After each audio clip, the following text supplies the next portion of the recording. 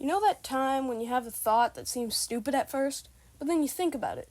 It actually could make sense. So you spend the next who knows how long trying to figure it out, but then you realize that, no, it was stupid all along. Then you hear a voice from the other room say, "Why are these dishes not cleaned yet? I told you to do them an hour ago." And then you apologize 10 times and say that you'll do them, even though you didn't hear them say it in the first place. So you could have been the backup for the dishes after one of your brothers had something important or productive to do. Instead of enticing sweet, sweet revenge to cleanse my soul from the 10 minutes of pain I suffered, they just made me feel discouraged in my memory and encouraged my subconscious to tease me about procrastination. Okay, maybe not that last part, but you know what I mean. I've been watching Shower Thoughts videos lately, and it got me thinking, how do they come up with all those ideas and thoughts? Whenever I try something, it just turns out like this.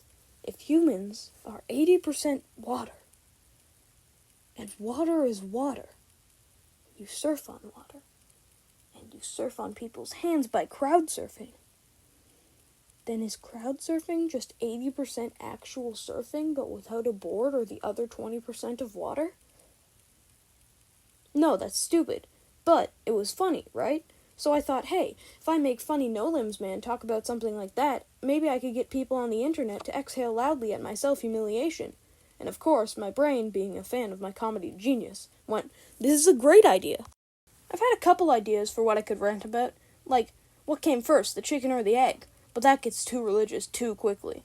Or maybe I could question computers, like, how do they even work? If people tell you how to build a computer, they'll always say something like, well, then you'll need the screw-bite drill 2000 to keep the bottom from falling off of it, and then use wheel to copper electric receiver here, and last but certainly not least is the mainframe database. Just pop it on here and you'll be done.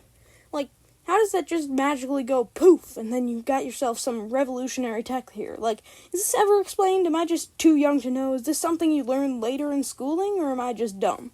Sorry, I got a little off track there. That's not what I'm going to talk about. What I'm going to talk about is the limes and the lemons.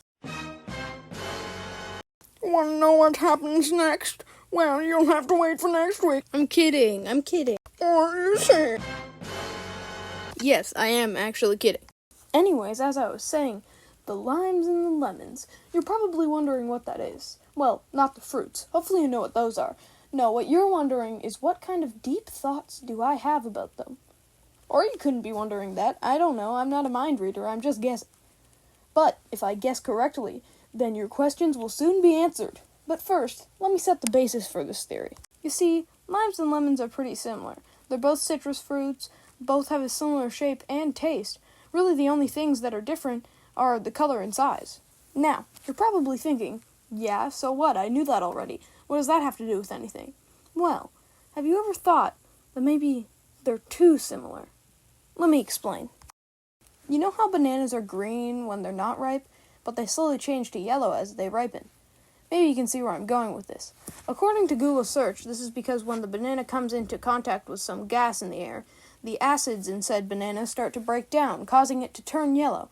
Now, if you look at the differences between a ripe banana and an unripe banana, we see that they are similar in shape and taste, and different in size and color.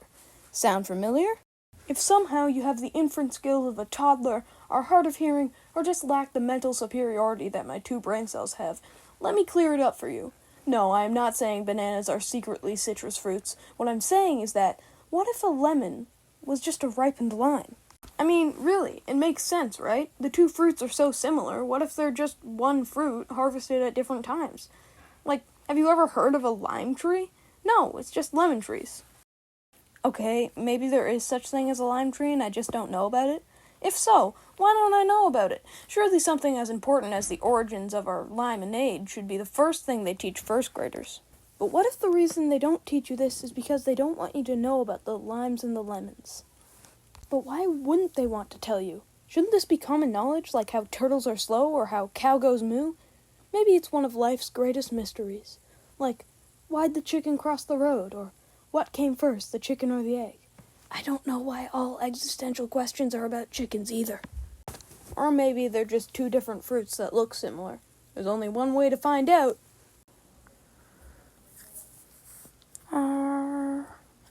Yoshi's fat. That's a weird suggestion. Limes and fat Yoshis. Why is that always coming up? And lemons. Same fruit in Canada. Why would that matter? Jeez, Google's weird.